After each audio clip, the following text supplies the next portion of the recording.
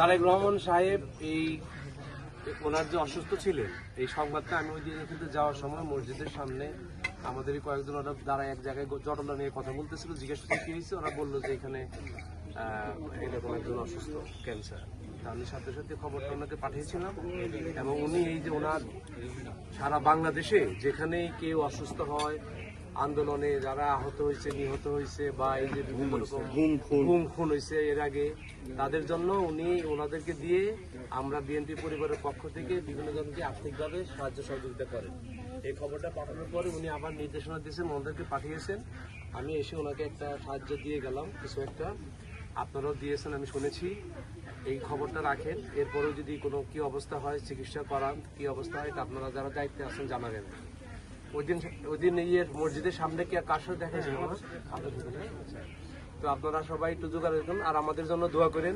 আপনারা দেশনায়ক তারেক রহমানের জন্য দোয়া করবেন এবং আমাদের দেশনেত্রী বেগম খালেদা জিয়ার জন্য দোয়া করবেন, উনিও অসুস্থ, ঠিক আছে? আর আপনারা সবাই দোয়া করবেন যেন বাংলাদেশ একটা সুখী শান্তিপূর্ণ বাংলাদেশ হয়, যেন সামনে ভবিষ্যতে আল্লাহ যদি চায়, বিএনপি যদি ক্ষমতায় আসে, তাইলে বাংলাদেশকে যেন একটা উন্নতি এবং উন্নয়নের শান্তির বাংলাদেশ করতে পারে, সেই দোয়াটাই আপনারা সবাই করবেন। এটুকুই, আর কিছু বললাম না। এই যে আমাদের মিলন ভাই কিছু বললে শুনে না মুস্তাকিম আছে। আচ্ছা মুস্তাকিম, আসসালামু আলাইকুম। এখানে এসে আসার আগেই শুনে খুব ভালো লেগেছে যে অত্র এলাকার মানুষ, বিএনপি অধ্যুষিত এলাকা, সবাই জিয়াউর রহমান সাহেবকে ভালোবাসেন, তারেক রহমানকে ভালোবাসেন, ম্যাডাম খালেদা জিয়াকে আপনারা ভালোবাসেন। জেনে খুব ভালো লাগছে। আমাদের এই এলাকায় আসার আগ্রহ অনেক গুণ বেড়ে গেছে এটা শুনে। আপনাদের সঙ্গে ইনশাআল্লাহ যোগাযোগ রাখবো। আমরা বিএনপির ভারপ্রাপ্ত চেয়ারম্যান জনাব তারেক রহমানের একটা টিম আছে, যে টিম যে কোনো আহত, পীড়িত, অসুস্থ, আন্দোলনে যে আহত, গুম খুন, হত্যার শিকার, এই সমস্ত পরিবারের পাশে থাকার জন্য জনাব তারেক রহমান সাহেব একটি টিম গঠন করেছেন, সেটার নাম আমরা বিএনপি পরিবার। আমরা বিএনপি পরিবার থেকে আমি এসেছি, আমাদের সিনিয়র বড় ভাই লিটন সাহেব এসেছে এবং আমাদের সদস্য ফরাদ আলী সজীব এসেছে। আমাদের সঙ্গে আপনাদের এলাকার কৃতি সন্তান এই এলাকা সম্পর্কে আমাদেরকে অবহিত করেছেন। আপনাদের এই এলাকার মানুষের কল্যাণের জন্য যিনি কাজ করে যাচ্ছেন, আমাদের বাদল খান ভাই, উনি একজন প্রকৌশলী, শুধু দেশেই নয় বিদেশেও এই দেশের মানুষের জন্য কাজ করে যাচ্ছেন। সেখানে উনি একটা আইএসসি নামক কলেজের একটা উনি চেয়ারম্যান। আপনারা হয়তো বা ইন্টারনেটে সেই কলেজ সার্চ দিলে দেখতে পাবেন। তো ওনার এই কাজের জন্য আপনাদের এলাকার গর্বিত সন্তান আমরা এখানে এসেছি। তারেক রহমান সাহেব আমাদেরকে পাঠিয়েছেন, দুইজন দুস্থ মানুষের পাশে আমরা দাঁড়াতে পারলাম এবং আমাদের এই ধারা সারা দেশে চলমান এই কাজটা। আমরা এই জুলাই আন্দোলনে যারা শহীদ হয়েছে সেখানে আমাদের টিম প্রায় 40টা জেলায় শুধু জুলাই শহীদ পরিবারদের পাশে দাঁড়ানোর জন্য আমরা 40টা জেলা সফর করেছি। এ যাবৎ 64টা জেলায় আমরা যাচ্ছি, আমাদের টিম কাজ করছে। আমরা ঝড় বাদল, বৃষ্টি, বন্যা, রোদ, খরা উপেক্ষা করে কাজ করে যাচ্ছি। বিএনপির ভারপ্রাপ্ত চেয়ারম্যান তারেক রহমান এবং বেগম খালেদা জিয়ার তত্ত্বাবধানে, তাদের নেতৃত্বে, তাদের নির্দেশনায় মানুষের জন্য ইনশাআল্লাহ আমাদের এই কাজের ধারা অব্যাহত থাকবে এবং আপনারা সবাই আমাদের সঙ্গে থাকবেন, সহযোগিতা করবেন, বিএনপির সঙ্গে থাকবেন, তারেক রহমানের সঙ্গে থাকবেন, তাদের জন্য দোয়া করবেন। বাংলাদেশের সবচেয়ে বেশি নির্যাতিত পরিবার হচ্ছে জিয়া পরিবার। সেই 71 সাল থেকে এই পরিবারের উপর নির্যাতন শুরু হয়েছে, অদ্যাবধি চলমান।